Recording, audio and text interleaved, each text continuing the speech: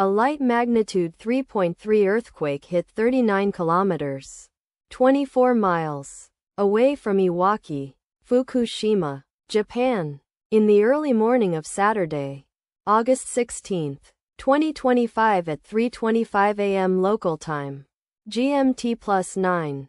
The quake had a very shallow depth of 16.1 kilometers, 10 miles, and was not felt, or at least not reported so.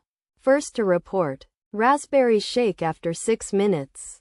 The earthquake occurred 1 day 23 hours after a magnitude 4.9 earthquake had hit on Thursday, August 14, 2025, at 4:13 a.m.